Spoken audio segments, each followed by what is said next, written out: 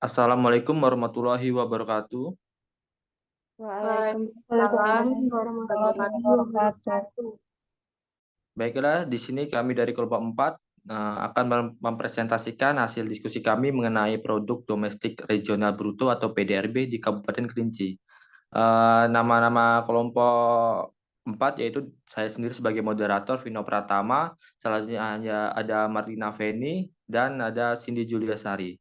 Pada presentasi ini dilakukan dua sesi. Yang pertama sesi pembacaan materi, yang kedua sesi tanya jawab. Yang pertama pembacaan materi akan dibacakan pertama oleh Marina Feni. Kepada Marina Feni saya.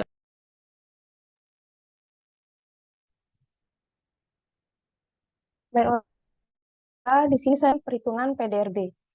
Hasil perhitungan PDRB merupakan gambaran dari nilai barang dan jasa yang telah diproduksi oleh unit-unit produksi atau perusahaan selama 1 tahun. Dengan demikian dapat diketahui tingkat produktivitas yang dicapai baik sektoral maupun total. Lalu PDRB dapat pula memberikan gambaran tentang kemampuan suatu daerah atau wilayah dalam memberikan sumber penghidupan dan penghasilan bagi masyarakat.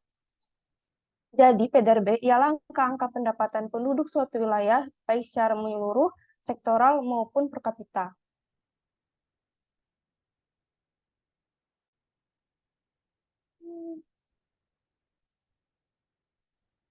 PDRB Kabupaten Kerinci ada 3 poin di sini. Yang pertama ada PDRB Kabupaten Kerinci atas dasar harga berlaku dan harga konstan.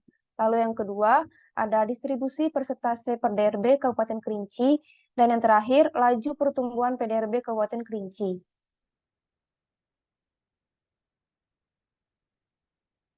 Harga berlaku, harga konstan, laju pertumbuhan, dan tahun dasar.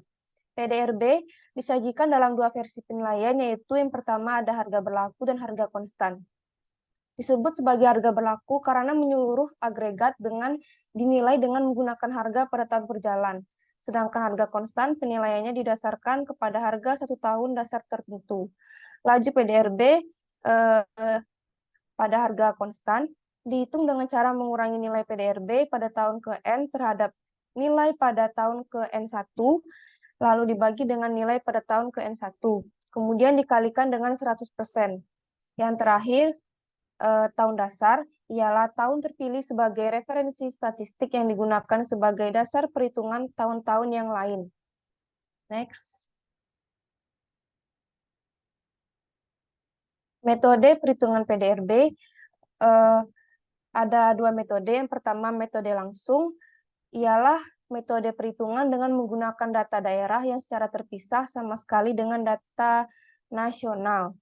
Lalu yang kedua, metode tidak langsung merupakan cara mengalokasikan PDRB provinsi ke setiap kabupaten atau kota dengan menggunakan alokator tertentu.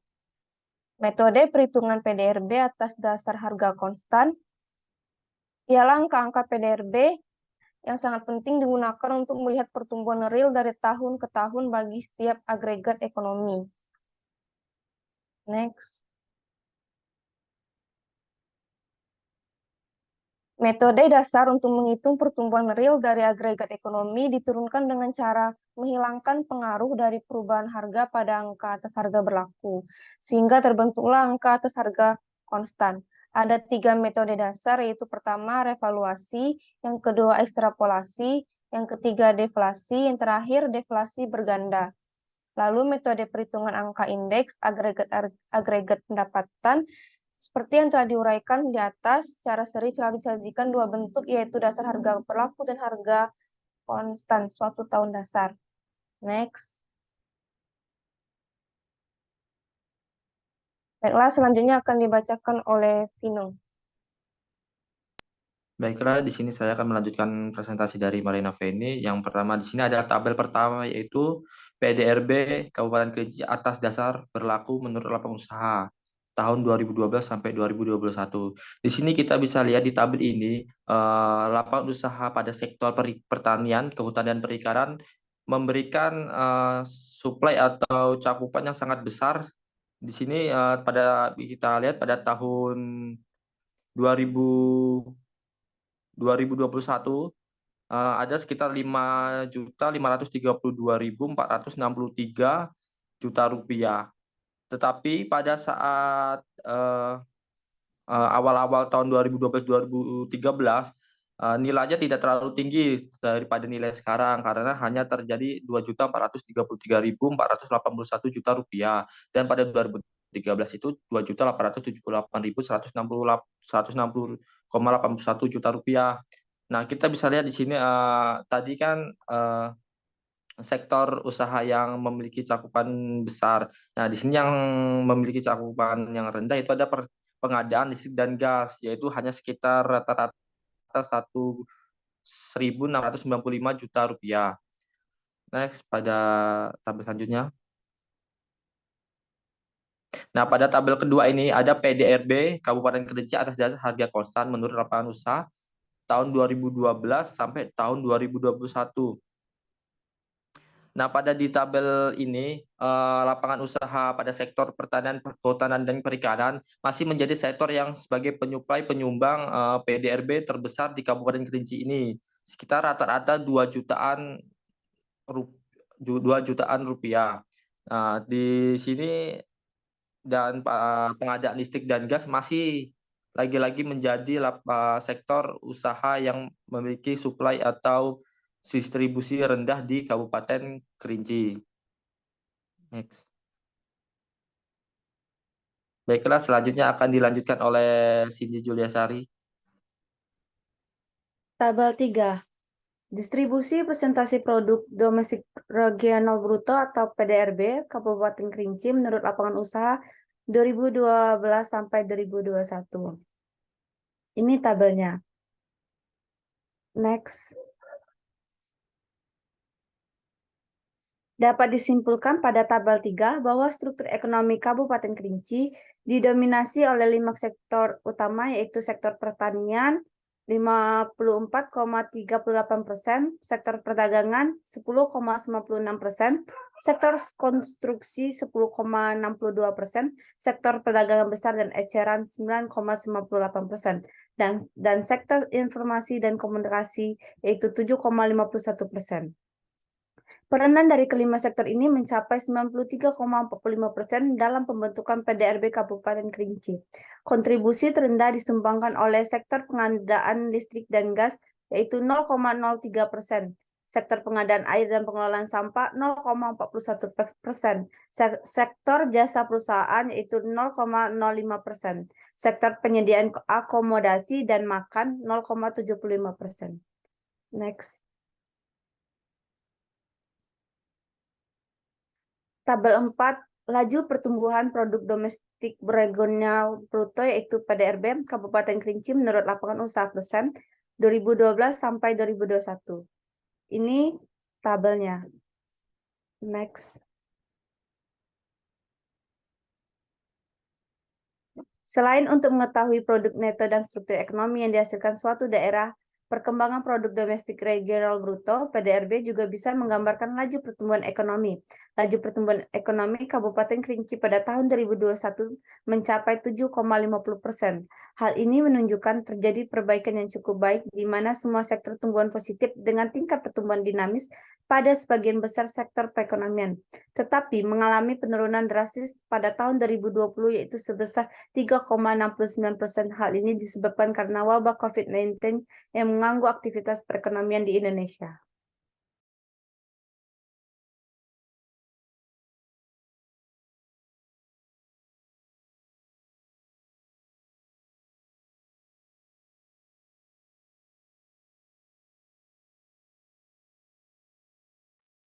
Baiklah, itu pembacaan materi dari kelompok kami. Sesi selanjutnya yaitu sesi tanya jawab kepada audiens atau peserta. Apabila ada ingin yang ditanya, saran atau kritik dipersilahkan.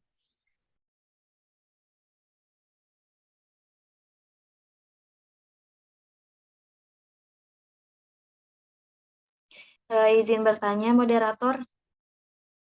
Baik, kepada Putri Padesia saya persilahkan. Saya Putri Patrezia dengan NIM D1B021171 ingin bertanya. Di tabel kan tadi tertulis laju pertumbuhan PDRB Kabupaten Kerinci pada tahun 2020 mengalami penurunan yang drastis. Yang ingin saya tanyakan, faktor apa yang menyebabkan peristiwa tersebut bisa terjadi? Terima kasih. Terima kasih kepada Putri Patricia. Apakah dari audiens lain ada yang bertanya? Izin bertanya, moderator. Baik, kepada Anggita Larasati, saya persilakan. Pertanyaan saya, apa perbedaan atas dasar harga berlaku dengan atas dasar harga konstan pada PDRB? Terima kasih. Baik, terima kasih pada Anggita Larasati. Apakah dari audiens lain ada yang ingin bertanya? Ingin bertanya moderator, sektor Iya, sektor manakah yang memiliki distribusi presentasi terbesar? Mengapa sektor itu bisa menjadi yang terbesar? baik, terima kasih kepada Kiki Puri. Pertanyaan akan kami tampung dan beri waktu sedikit untuk kami menemukan jawabannya.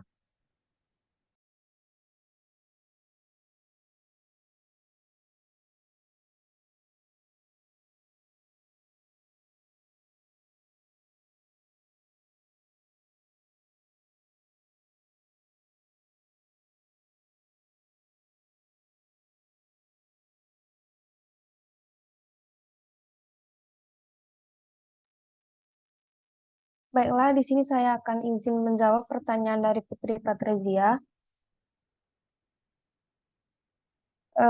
Dari pertanyaan yaitu di tabel kan tertulis laju pertumbuhan PDRB Kabupaten Kerinci tahun 2020 mengalami penurunan yang drastis. Yang ditanyakan ialah faktor apa yang menyebabkan peristiwa tersebut bisa terjadi. PDRB Kabupaten Kerinci tahun 2020 memang mengalami penurunan. Penurunan yang terjadi dipengaruhi oleh adanya pandemi COVID-19. Hal ini disebabkan adanya peraturan tentang pembatasan sosial berskala besar atau PSBB, sehingga menimbulkan lockdown kepada beberapa kota yang bertujuan untuk memutuskan rantai penyebaran COVID-19. Lalu peraturan ini menyebabkan meningkatnya penurunan perekonomian pada perusahaan formal maupun non-formal. Penurunan perekonomian menyebabkan munculnya pemutusan hubungan kerja atau PHK yang disebabkan oleh perusahaan tidak dapat membayarkan upah yang seharusnya pada karyawannya. Karena kejadian tersebut, hal ini menyebabkan perekonomian Indonesia pada tahun 2020 mengalami deflasi atau penurunan drastis. Sekian, terima kasih. Bagaimana Putri, apakah bisa menerima jawaban saya?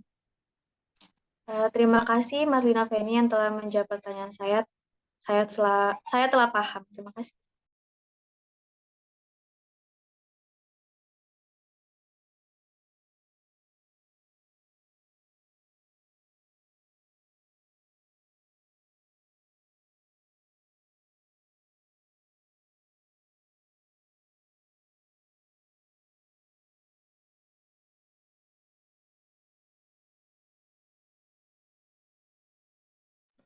Baiklah, saya di sini Vino Pratama dengan NIM D1B0211170 akan menjawab pertanyaan dari saudari Anggita Larasati.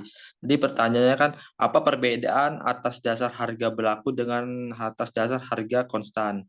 Nah, di sini kita bisa lihat apa perbedaannya itu karena seluruh harga berlaku karena seluruh agregat dinilai dengan menggunakan harga tahun berjalan. Sedangkan harga konstan penilaiannya didasarkan kepada harga 1 tahun dasar tertentu. Apakah dari Anggita bisa dapat memahami? Bisa dipahami. Terima kasih, Vino. Terima kasih kembali.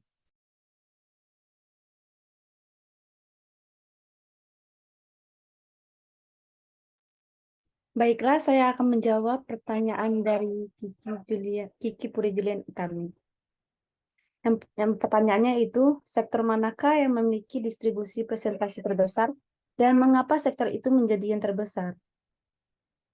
Sektor yang memiliki distribusi presentasi terbesar adalah sektor pertanian, karena masyarakat Kerinci mayoritas memiliki pekerjaan dalam hal pertanian.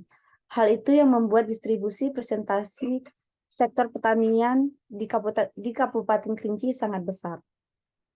Sekian, terima kasih. Apakah Kiki bisa menerima jawaban dari saya? Terima kasih, saya bisa menerima jawaban dari Cindy Juliasari. Baiklah, dengan berakhirnya sesi tanya jawab, berakhir pula presentasi dari kelompok 4, kelompok kami. Kami mohon maaf atas kesalahan-kesalahan yang telah kami perbuat, entah itu secara sengaja atau tidak sengaja, karena kebenaran datangnya dari Allah dan kesalahan murni dari kami sendiri. Kami akhiri, wassalamualaikum warahmatullahi wabarakatuh. Waalaikumsalam Warahmatullahi wabarakatuh. Selanjutnya saya sebagai moderator kelompok 4 akan mengalihkan presentasi kepada kelompok 8. Saya persilakan kepada moderator kelompok untuk mengambil alih Zoom meeting ini.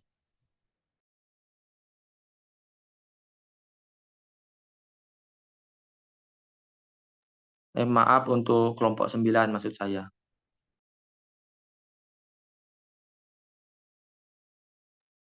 Terima kasih kepada moderator dari kelompok 4. Baiklah, kami dari kelompok 4 akan mempresentasikan hasil kerja kami, yaitu mengenai produk domestik regional bruto Kabupaten Sarawangun dengan dosen pengampu Ibu Dr. Mirawati Yanita SPMM. Di sini saya selaku moderator Putri Patrezia dan anggota kelompok saya Anggita Larasati dan Kiki Puri Julian Utami. Untuk pemaparan pemateri pertama akan dibacakan oleh saya. Pengertian produk domestik regional bruto atau PDRB. PDRB merupakan nilai tambah bruto seluruh barang dan jasa yang tercipta atau dihasilkan di wilayah domestik suatu negara yang timbul akibat berbagai aktivitas ekonomi dalam suatu periode tertentu tanpa memperhatikan apakah faktor produksi yang dimiliki residen atau non-residen. PDRB atas harga berlaku atau dikenal PDRB nominal disusun berdasarkan harga yang berlaku pada periode perhitungan dan bertujuan untuk melihat struktur perekonomian. Sedangkan PDRB atas dasar harga konstan disusun berdasarkan harga pada tahun dasar dan bertujuan untuk mengukur pertumbuhan ekonomi.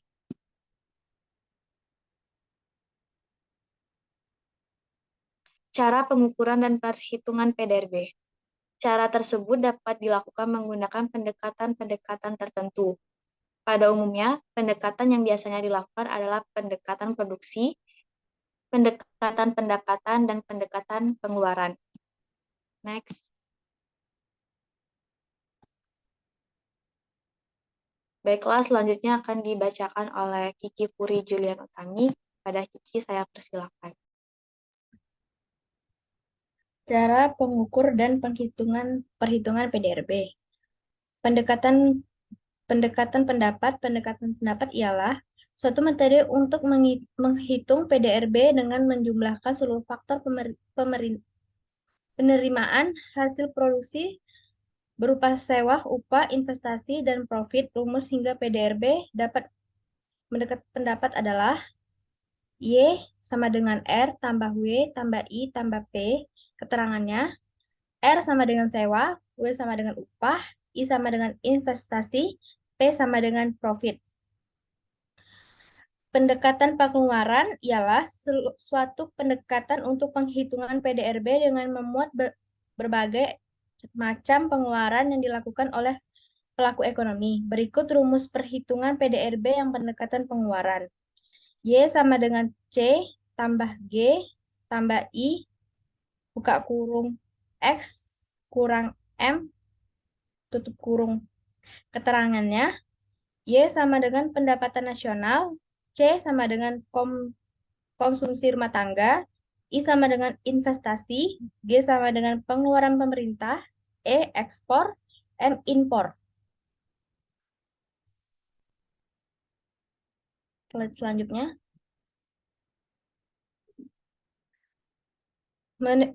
Metode pendekatan penghitungan PDRB. Terdapat 3 pendekatan metode yang biasanya digunakan dalam perhitungan angka PDRB yaitu A. Menurut pendekatan produksi. Menurut pendekatan ini, PDRB adalah jumlah nilai tambah atas barang dan jasa yang dihasilkan oleh unit provinsi di suatu wilayah negara dalam jangka waktu tertentu, biasanya dalam 1 tahun. Unit produk tersebut dalam penyajian dikelompok menjadi 17 kategori lapang, yaitu usaha pertanian, kehutanan, perikanan, 2. Pertambangan dan pengalihan, 3. Industri pengolahan, 4.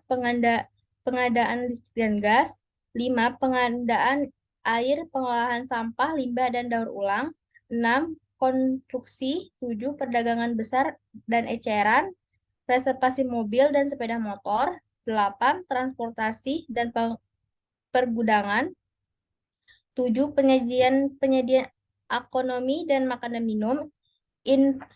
Informasi dan komunikasi, 11. Jasa keuangan dan asuransi, 12. Real estate, 13. Jasa perusahaan, 14. Administrasi pemerintah, pertahanan dan jaminan sosial wajib, 15. Jasa pendidikan, 16. Jasa kesehatan dan kegiatan sosial, 17. Jasa lainnya. Selanjutnya akan dibacakan oleh Anita. Metode pendekatan perhitungan PDRB.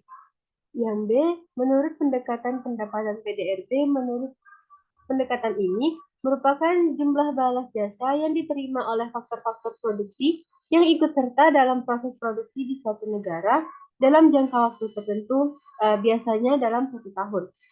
Balas jasa faktor produksi yang dimaksud adalah upah dan gaji, sewa tanah, bunga modal, dan keuntungan. Semuanya sebelum dipotong pajak, penghasilan, dan pajak langsung lainnya. Dalam definisi ini, PDRB mencakup juga penyusutan dan pajak tidak langsung neto, atau pajak atas produksi dan impor dikurangi subsidi.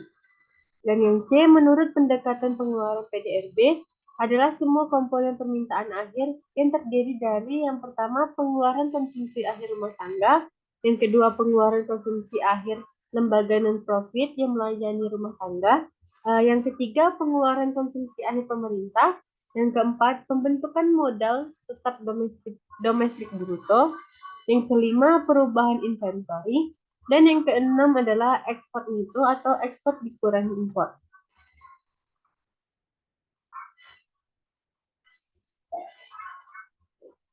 Selanjutnya adalah manfaat dari data PDRB. Yang pertama adalah untuk menginformasikan kondisi ekonomi terkini, seperti terjadinya perubahan struktur dan pertumbuhan ekonomi. Yang kedua adalah meningkatkan kualitas PDRB, lalu menjadikan PDRB dapat diperbandingkan secara nasional. Yang keempat, meningkatkan nilai PDRB yang pada gilirannya berpengaruh pada perubahan kelompok pendapatan atau dari wilayah berpendapatan rendah menjadi menengah atau tinggi, serta pergeseran struktur ekonomi. Lalu, perubahan besar indikator makro seperti rasio pajak, rasio hutang, rasio investasi dan tabungan, neraca perdagangan, serta struktur dan pertumbuhan ekonomi. Dan dapat melihat untuk perubahan input data untuk keperluan modeling atau forecasting. Lalu untuk mengetahui kemampuan sumber daya ekonomi, pergeseran, dan struktur ekonomi suatu daerah tersebut. Lalu juga bermanfaat untuk mengetahui pertumbuhan ekonomi secara real dari tahun ke tahun atau pertumbuhan ekonomi yang tidak dipengaruhi oleh faktor harga.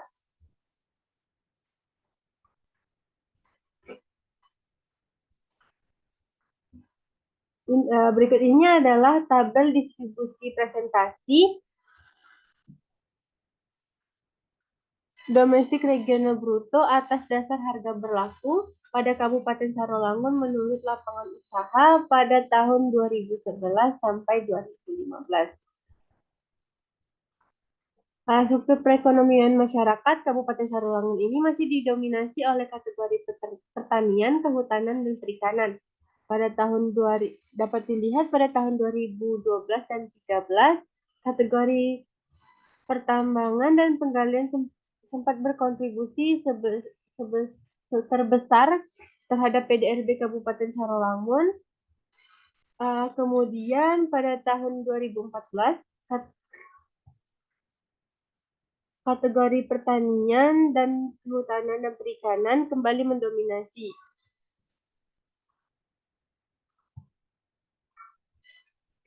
Selama 5 tahun terakhir ini, kategori pertanian, kehutanan, dan perikanan memberikan kontribusi yang cukup besar terhadap PDRB. Pada tahun 2011, kontribusi sektor pertanian ini mencapai 29,47%. Pada tahun 2012, kontribusinya mengalami penurunan menjadi 26,57%. Berada di bawah kategori pertambangan dan penggalian sejak 2013. Lalu yang kedua adalah pertambangan dan penggalian. Hal ini adalah kategori kedua terbesar yang berkontribusi terhadap PDRB Kabupaten Sarolangun. Dapat dilihat pada tahun 2015, kontribusi kategori ini sebesar 22,18%, yang mengalami penurunan dibandingkan 2014, yaitu 26,36%. Kategori ini sempat mendominasi pada tahun 2012 dan 2013, di mana kontribusinya masing-masing sebesar 30,23% dan 29,45%.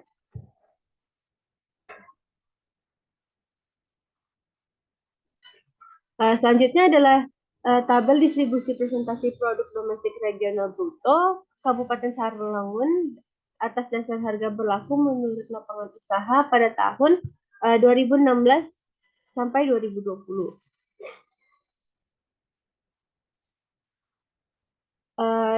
Dapat dilihat selama periode 2016 sampai 2020, lapangan usaha pertanian, kehutanan, dan perikanan memberikan kontribusi yang cukup besar bagi perekonomian Kabupaten Sarolangun. Kontribusi kategori pertanian, kehutanan, dan perikanan terhadap PDRB selama tahun 2016 sampai 2020 cenderung mengalami penurunan. Pada tahun 2016, kontribusi terhadap PDRB mencapai 29,28%. Kemudian menurun menjadi 29,01% pada tahun 2017. Lalu untuk kategori pertambangan dan penggalian pada tahun 2020 berkontribusi sebanyak 14,07%, yang turun dibandingkan 2019, yaitu sebesar 20,31%.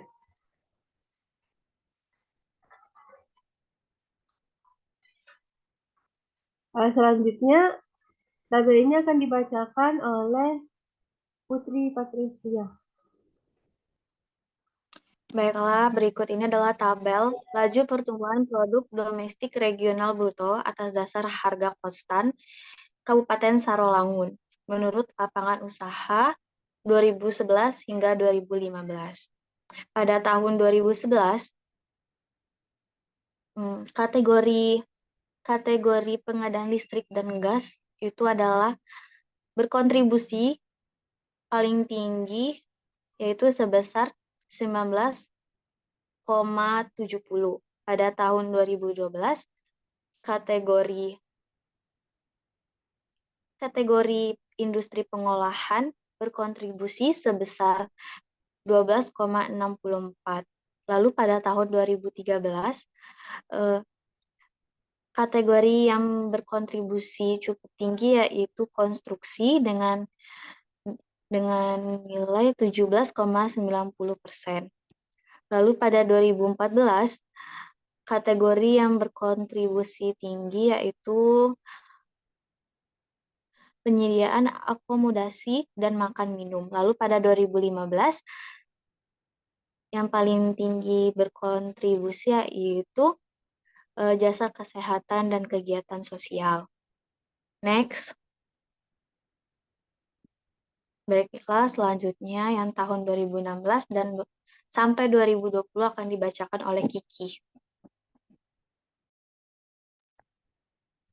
Laju pertumbuhan produk domestik regional bruto atas dasar harga konstan Kabupaten Rawamangun menurut Usaha Lapang tahun 2016 sampai tahun 2020 adalah kehutanan, pertanian, kehutanan, dan perikanan pada tahun 2016 5,30%, pada tahun 2017 mengalami penurunan 4,20%, sampai tahun 2020 mengalami penurunan sebesar 1,55%. Pertambangan dan pengalihan 1,34%, dan pada tahun 2020 penurunan sampai 2,57%. Pada tahun 2020, di mana harga semua produk mengalami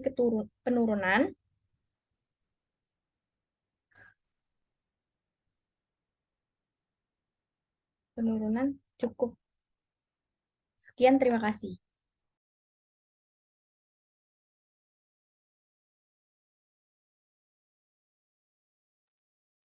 Baiklah, itu adalah presentasi dari kelompok kami.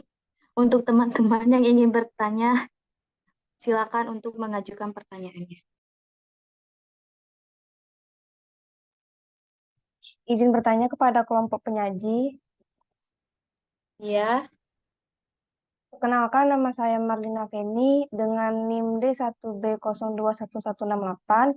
Izin bertanya kepada kelompok penyaji. Pertanyaannya ialah, menurut kelompok 9, bagaimana jika harga berlaku lebih besar daripada harga konstan? Sekian, terima kasih.